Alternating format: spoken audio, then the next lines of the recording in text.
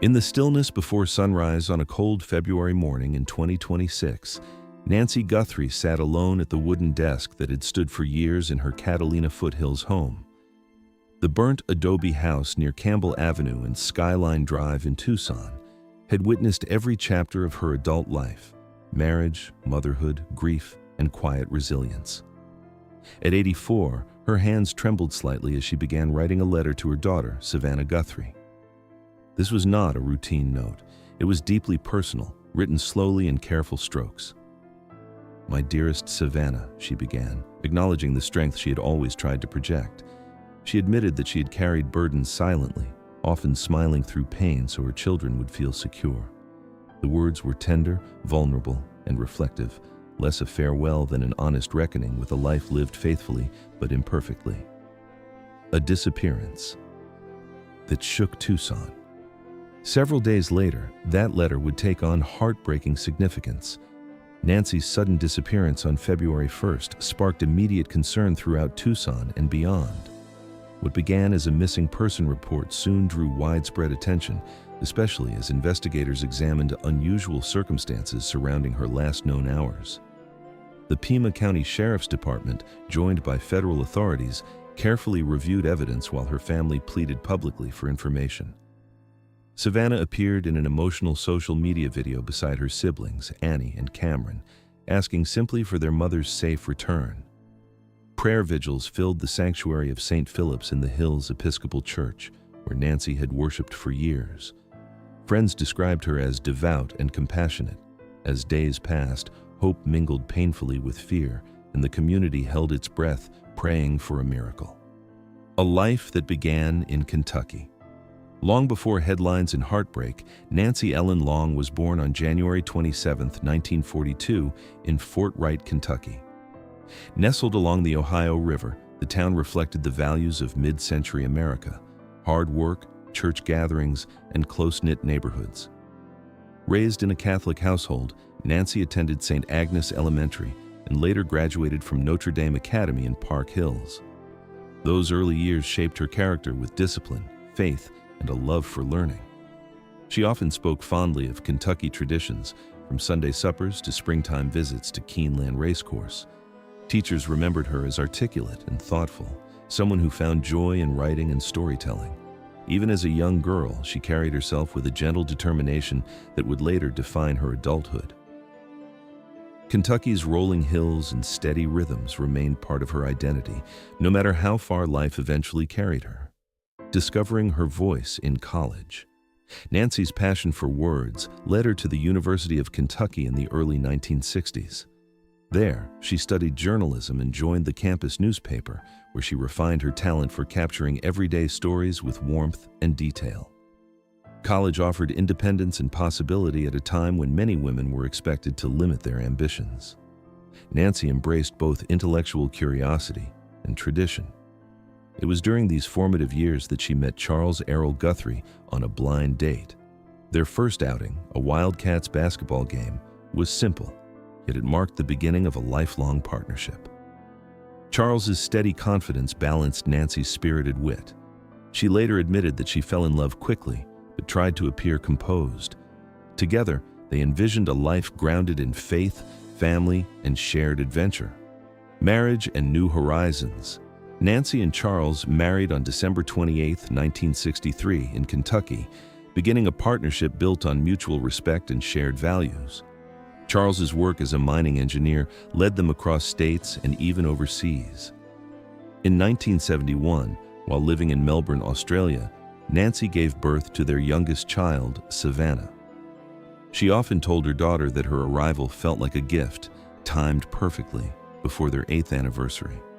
2 years later, the family relocated to Tucson, Arizona, drawn by opportunity and the desert's promise of warmth and stability. Their burnt adobe house in the Catalina foothills quickly became home.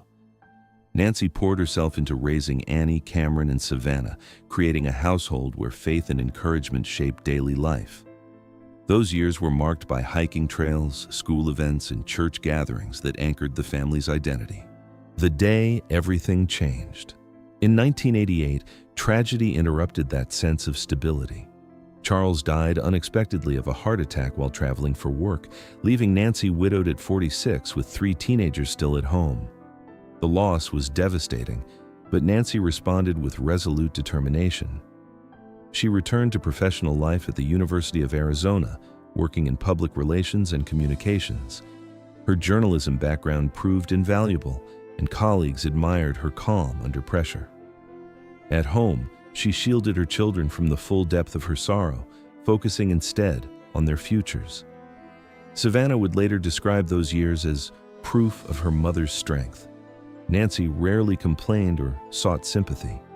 Instead, she leaned into faith and responsibility, quietly ensuring her children felt secure even when her own heart was grieving. A mother's pride. As the years passed, Nancy's greatest joy was watching her children flourish. Savannah's career in journalism held special resonance, reflecting the path Nancy once dreamed of pursuing more fully herself.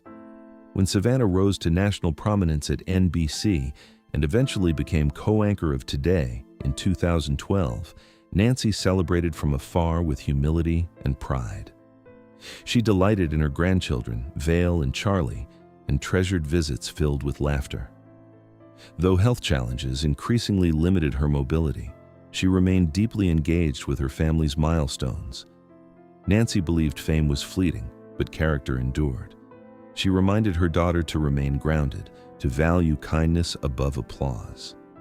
Behind every televised success stood a mother who had quietly modeled resilience, discipline, and faith without ever asking for recognition.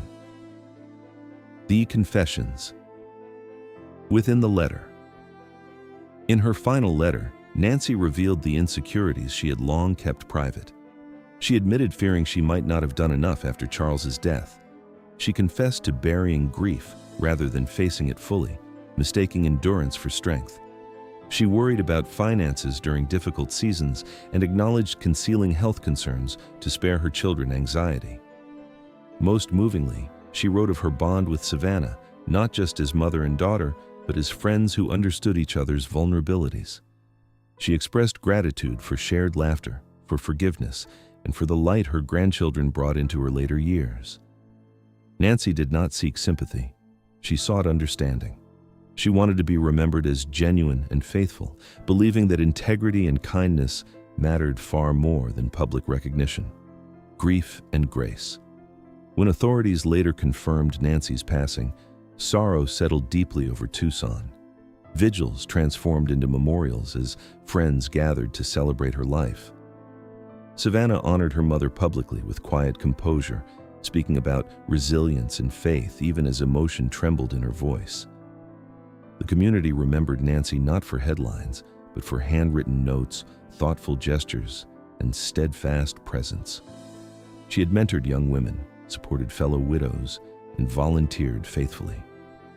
Her absence was felt in everyday spaces, church pews, neighborhood gatherings, and family dinners. Yet the letter she left behind offered comfort.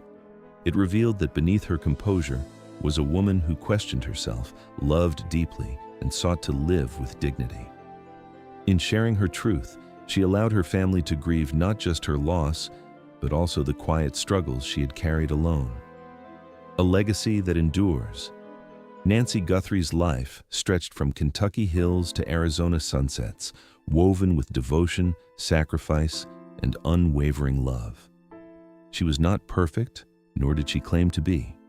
Instead, she embodied the kind of strength that looks ordinary but changes lives, showing up daily, choosing faith in hardship, and loving without measure.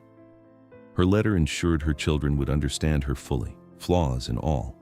It reminded them that vulnerability can coexist with courage, and that kindness leaves the deepest mark. Though her passing left an ache that words cannot erase, her legacy lives in the values she instilled and the family she nurtured. In the end, Nancy's story is not defined by tragedy, but by grace, proof that a life lived with integrity continues to inspire long after the final page is written.